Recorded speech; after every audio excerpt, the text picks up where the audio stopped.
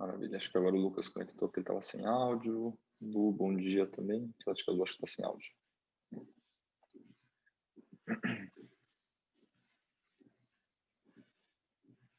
Lu, tá por aí?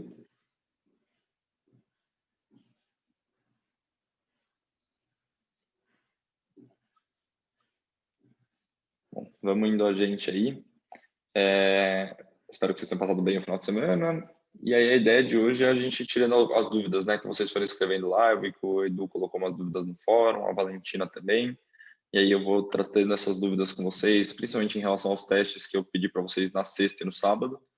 E aí depois, naquele mesmo esquema, vocês têm um novo teste para fazer. E agora a gente vai começar a entrar nos temas da P1, né, para vocês focarem aí nas questões que caíram na P1, a gente trabalhar também essa parte do conteúdo que aparece aí na prova de recuperação.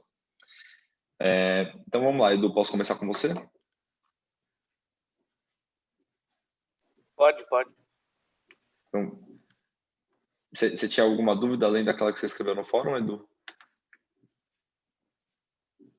Não, era só aquela mesmo. Tá.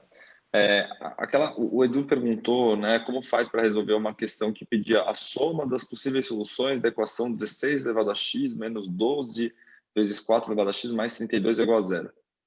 Oi, Edu, tá bom dia. E aí eu respondi lá para você, Edu, hoje de manhã, falando que essa é uma das questões que a gente vai trabalhar ao longo dessa semana, mas eu dei uma dica. Então, ao invés de eu resolver agora com vocês, como a gente ainda vai falar sobre ela nessa semana, a minha sugestão, Edu, é que você tente pegar aquela dica e resolver agora, e aí se não der, a gente vai falar sobre isso na aula de amanhã ou então na de sexta-feira. Mas basicamente a dica que eu dei foi tentar colocar tudo na mesma base, né? Então, lá você tinha o 16 elevado a x. O 16 você poderia escrever de outra forma, como 2 elevado a alguma coisa elevado a x, ou então 4 elevado a alguma coisa elevado a x. Você tem as duas opções. E aí você também consegue, enfim, o 4 elevado a x já está como 4 elevado a x, e o 32, não necessariamente você vai precisar mexer nele, mas você pode também mexer, apesar de que isso não vai ajudar muito. Mas aí a ideia era tentar resolver com uma biquadrada, né? Lembra que era uma equação biquadrada, Edu? Não lembro. Tá? Alguém lembra que era uma equação biquadrada? Mas eu teria que, depois de mexer nela, eu teria que resolver com Bhaskara, certo? Algum momento você vai chegar no Bhaskara, sim. Tá. Mas é que para chegar no Bhaskara você tinha que usar a estratégia da equação biquadrada. Alguém lembra como é que era a equação biquadrada? O que acontecia lá? A gente tinha um Bhaskara, só que na verdade tinha uma coisa elevada à quarta. Então você tinha x elevado a 4 mais x elevado ao quadrado menos 4 é igual a zero. E aí, para resolver esse tipo de equação, vocês pegavam e trocavam x ao quadrado por y, por exemplo. Então, quando você troca o x ao quadrado por y, um deles vai ficar, eu tinha falado que era x à quarta mais x ao quadrado, então o x ao quadrado vai virar simplesmente y, e o x à quarta, ele é o x ao quadrado ao quadrado. Como eu chamei de x ao quadrado de y, então no final das contas a gente vai ter o y ao quadrado.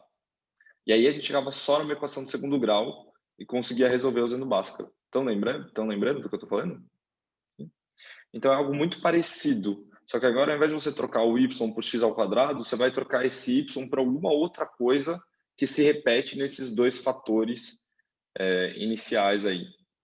Tá? Nesses dois primeiros fatores. Tudo bem?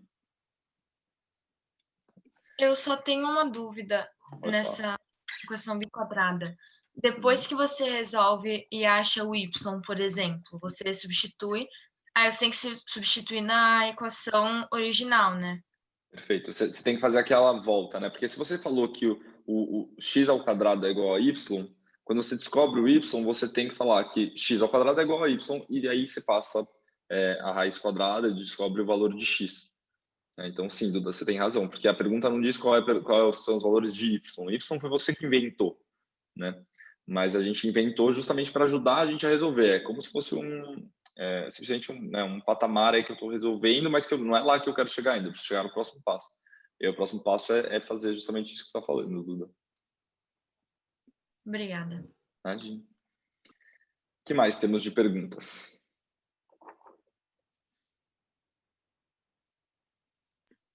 Eu fiquei com uma dúvida numa atividade, eu acho que da de sábado Uhum, ou sexta, agora eu não me lembro muito bem, que era uma do gráfico da função exponencial, sei. que tanto na P2 quanto agora na atividade, o meu resultado deu diferente dos que estavam nas opções. Uhum. E eu não sei como resolver, porque em teoria seria uma função exponencial, então você teria que substituir o y, só que eu não estava chegando no resultado, eu tive que aproximar. Tá, então vamos dar uma olhadinha aí nessa questão. É, eu vou pegar a questão que eu dei na prova, não a questão que eu coloquei lá no teste, mas a gente faz também com os valores do teste, que era a mesma ideia. Então, olha só, né? Aqui está a nossa prova. Era essa questão que você está falando, né? Isso. Tá, então beleza. O que dizia essa questão, né? Ele trazia um textinho de um site de educação, chama Mundo Educação, e ele falava em determinado momento que depois de 30 minutos a primeira divisão estará concluída e após esta ocorrerão várias outras, originando em apenas 24 horas aproximadamente milhares de bactérias. E, na verdade, o que eu estava mostrando para vocês é que são muito mais do que milhares de bactérias, né? São assim, muito mais mesmo. E aí eu falava, então, a partir disso, a gente, né, vamos supor que está correta essa afirmação de que depois de cada meia hora, essa bactéria se multiplica por 2, né? E aí eu pergunto, então, quanto tempo aproximadamente levaria para que essa colônia atingisse a casa dos milhões, né? Ele estava falando dos milhares, eu quero saber dos milhões. E aí, o que acontece, Duda? A primeira coisa que eu fiz aqui foi tentar descrever qual é o padrão que está acontecendo, né? Então, o que acontece? Na hora zero, eu tenho uma bactéria só. Na hora meia hora, ela se multiplicou por 2, então eu vou ter 2 bactérias. Mais meia hora depois, eu vou ter 4 bactérias. Meia hora, aí vai dobrando, né? O tempo todo dobrando. Isso aqui, então, formou praticamente uma PG aí. E aí a gente consegue perceber que isso é uma função exponencial, né? Que ela vai dobrando conforme eu vou andando aí no eixo X. O que eu faço então, Duda? Eu tenho que tentar descobrir qual é essa função, né? Então, qual é o número de bactérias que eu vou ter em determinado tempo t, né?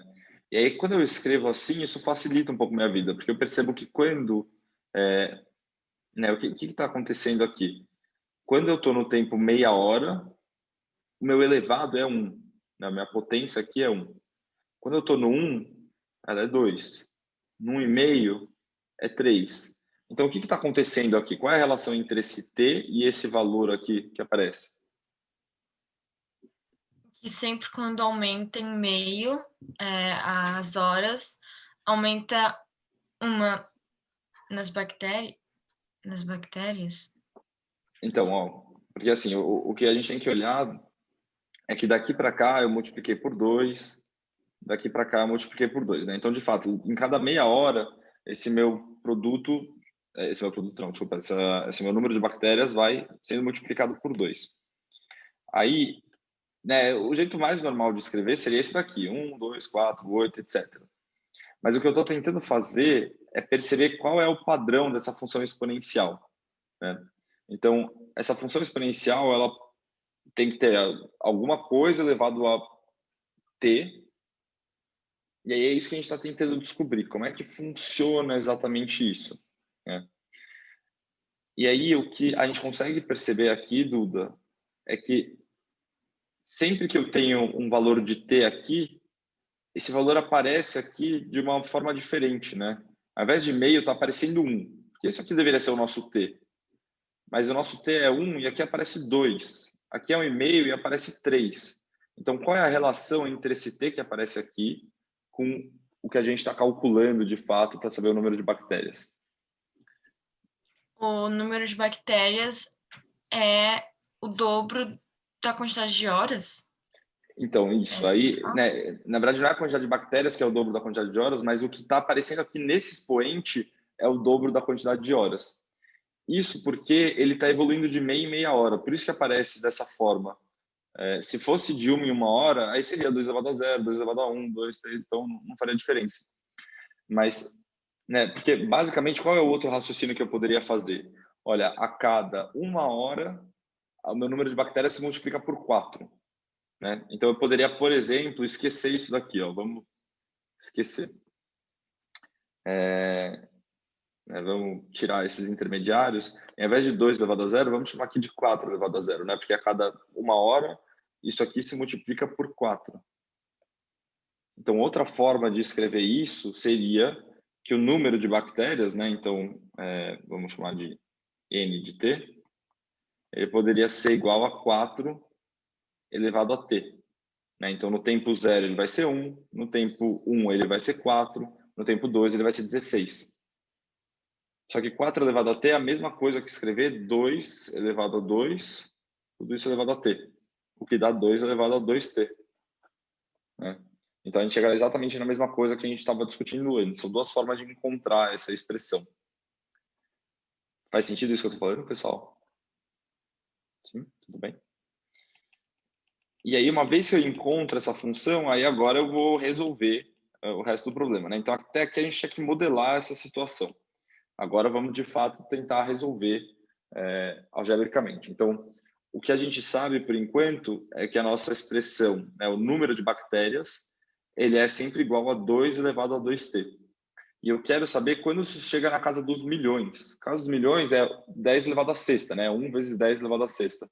Isso dá 1 milhão. A partir do milhão, ele entra na casa dos milhões. Então, eu quero saber quando, né, qual o T que eu tenho que trocar aqui para que eu chegue em algo aproximadamente a 1 milhão de bactérias. Tá? E aí, o que eu faço aqui é justamente tentar transformar isso aqui para a base 2. Então, como é que eu faço para transformar 10 na base 2? Né? E aí eu vou usar o gráfico, porque o gráfico do dele me diz f de x é igual a 2 elevado a x. O que eu estou buscando é qual é o valor de x quando isso daqui é 10 elevado a sexta. Tá? Quando isso daqui vale os tais do 1 milhão. E aí eu vou usar o gráfico. O gráfico que aparecia para vocês na questão, ele era bem mais... tinha um zoom bem maior, assim. Então ficava mais fácil até de encontrar do que nesse que eu estou mostrando. Mas aqui eu estou vendo, né, que essa linha representa 2 vezes 10 a sexta, ou seja, os 2 milhões.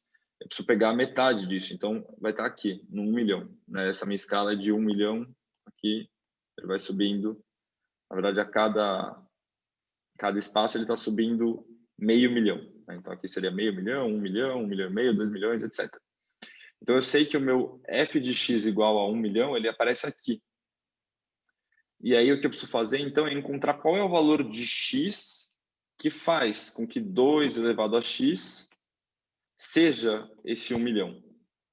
Né? Então, eu volto aqui, traço essa linha, e aí eu vejo, opa, bateu aqui no 1 milhão, né? Nessa parte da função. Então, o x correspondente, ele cai aqui, no 20. Então, para eu chegar em f de x igual a 1 milhão, eu preciso trocar o x por 20. Tudo bem essa parte, essa interpretação? Sim. Tá, legal. E aí, agora é só matar a questão, né? Porque a gente já sabe que 10 elevado a sexta é 2 elevado a 20. E aí eu sei que 2 elevado a 20 tem que ser igual a 2 elevado a 2t. Temos a mesma base, podemos simplesmente igualar os expoentes. Então, 20 é igual a 2t, t é igual a 10.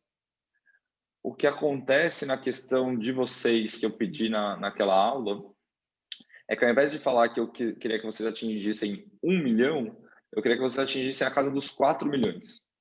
Né? E aí, na verdade, isso é muito parecido, não faz muita diferença esse jeito de resolver. A única parte que vai ser diferenciada é que agora eu vou ter que buscar o valor aqui. Né? Então, eu vou ter que falar que esse é o valor do f de x e isso daqui é o valor de x. Então, esse é o valor do tempo, na verdade. Né?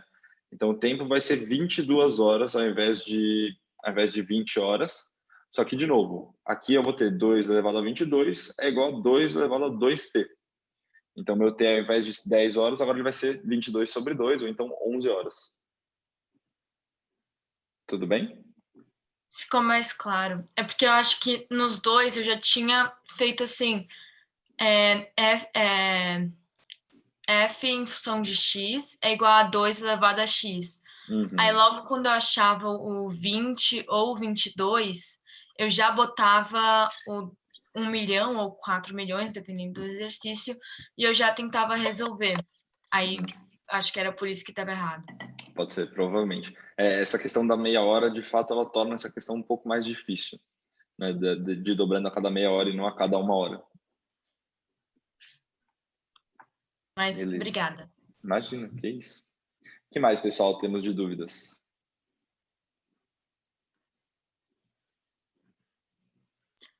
Eu tenho uma dúvida sobre a prova de recuperação. Pode falar. Eu não sei se... Eu não sei, mas tem como a gente saber, tipo, dos tópicos que você mostrou pra gente, tanto de álgebra e tanto quanto de geometria, a gente saber, assim, mais ou menos quantas questões de cada tema vai ter? Tá. É praticamente uma de cada, Duda. Porque, assim, é bastante conteúdo, né? Então, vocês vão ter lá uma questão... Tipo, não necessariamente precisa ser perfeitamente uma de cada, porque, tipo, tem alguns conteúdos que tem mais de um assunto. Então, logaritmo, por exemplo, pode ter uma questão que fala sobre as propriedades do log e uma questão que vocês tenham que resolver uma coisa do tipo essa que a gente acabou de resolver. Sabe, que não é exatamente usar as propriedades do logaritmo, mas vocês têm que saber, né, entender esse domínio dos logaritmos para poder resolver uma questão desse tipo. Então é isso, eu não tenho como afirmar assim, necessariamente vai ser uma de PA, uma de PG, uma de juros compostos, uma de juros simples, desculpa, né, juros compostos, juros simples nem é o caso. Mas enfim, uma de cada um daqueles temas, mas ele está bem distribuído, então não é que vocês vão encontrar uma prova que metade é log e metade é exponencial e não tem nada de PA e PG, entendeu? Ok, obrigada. Imagina. E aí, assim, da prova de REC, o que eu, né, digo para vocês e tipo, é isso, já, né, vai direcionando isso de vocês, é que ela é muito próxima das provas que vocês tiveram, das atividades avaliativas que vocês tiveram. Então, por isso, inclusive, eu estou trazendo essas questões da atividade das provas, a Isa está trazendo as questões das atividades avaliativas no plantão, porque justamente é o que eu cobro de vocês ao longo do ano. Então, as outras questões elas vão ajudando vocês a construírem uma base bem solidificada para conseguir resolver essas questões que são mais complexas, que envolvem mais, né, conexões de áreas do que uma questão muito técnica do tipo, só me fala a propriedade. Então é isso, assim, essas questões mais básicas são para vocês se sentirem mais confiantes e as questões que vocês têm que se espelhar para falar assim, tipo, são essas que eu preciso entender como faz, são essas questões de atividade avaliativa e prova. Tá bom? Obrigada. Imagina. E eu também estou com um pouquinho de dificuldade na hora de diferenciar juros compostos e juros simples. Assim, tem alguns exercícios que falam assim, a soma desses aqui, aí dá para ver já que a razão é menor que 1. Então, assim, já dá para inferir que é uma... Não, pera, eu tô falando... Ai, Deus, desculpa. Eu confundi PG com PA. Mas eu tô com dúvida em diferenciar juros simples com juros compostos. Mas em que sentido? Porque eu fiquei na dúvida, porque assim, juros simples nem aparece nessa prova, né? O que vai aparecer é juros compostos por causa da parte de logaritmo, né? Mas aí, quando você disse que você não entende a diferença, em que sentido você acha que você não entende? Na hora de... Quando o exercício não fala se foi por juros simples ou se foi por juros compostos, às vezes eu tenho mais dificuldade de inferir. Tá, tem algumas estratégias, assim. A primeira delas em geral, o exercício acaba falando, tá? Então, ou ele fala abertamente juros simples ou juros compostos, ou então ele dá dicas que levaria você a entender que é juros simples ou juros compostos. Que dicas poderiam ser essa, por exemplo? Se eu falo que você está capitalizando alguma coisa que sempre rende a partir do que você tinha no período anterior. Então, essa frase que eu acabei de falar, ela tem a ver com juros compostos. Porque os juros compostos, você pega o que você tinha no dia anterior ou no mês anterior e multiplica em cima desse valor. O juros simples, não. O juros simples, ele rende sempre a partir do valor inicial que você colocou. Então, mesmo que eu esteja no mês 20, eu vou me referir ao primeiro mês para descobrir qual é os juros que eu vou ganhar nesse mês 20. Já os juros compostos, não. Vou me referir ao mês 19. Entende a diferença? Sim. E aí isso é bastante importante, né? Porque aí o juros simples ele forma uma PA, porque você vai sempre somando o mesmo valor de juros a cada período que passa. Já os juros compostos formam uma PG, porque você sempre multiplica o 1 mais I pelo que você tinha logo na casinha anterior, né? No período anterior. Então, por isso que ele vai se tornando uma PG. E aí, isso pode aparecer em questões de logaritmo, quando a gente quer descobrir, por exemplo, depois de quanto tempo a pessoa vai ter dinheiro suficiente na conta. Então, depois de quanto tempo, quer dizer que a nossa incógnita vai estar no T. E aí, o T é o expoente. E aí, para resolver questões desse tipo, a gente precisa usar esse conhecimento de logaritmo que a gente tem. Tá bom. Obrigada. Imagina. O que mais, pessoal, de dúvidas? Daniel, Miguel, Edu também tiveram mais coisas. Duda também, obviamente.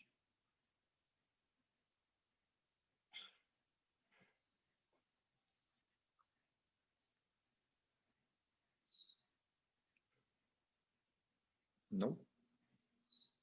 Vocês acham que vocês estão dando conta, pessoal, de fazer os testes, estudar além dos testes? Vocês estão conseguindo fazer tudo isso? Sim? Alguém precisa de ajuda em relação à organização de estudo, quer conversar um pouco sobre isso? Estou à disposição aqui. Beleza. Então, é isso. Hoje temos mais um testezinho para vocês fazerem, que agora retomam as primeiras questões da P1, então. Tá bom? E aí, com essas questões, a gente se encontra de novo amanhã, discute essas questões amanhã e vai seguindo nesse ritmo. O único dia que vai ser um pouquinho diferente é na sexta-feira, que é o nosso último dia de aula. Então, ao invés de na sexta-feira vocês terem a conferência e fazerem o teste, eu vou pedir primeiro para vocês fazerem o teste e depois a gente faz a conferência para também já tirar as dúvidas em relação a essas últimas questões da primeira prova. Tá bom? Então, hoje lá vocês podem já mandar ver no teste de hoje. Obrigado, Beleza, Gui. pessoal. Tchau, Edu. Valeu. Tchau, tchau, Miguel. Tchau, Tchau, Duda. Gui. Obrigada. Tchau, Dani. Até mais.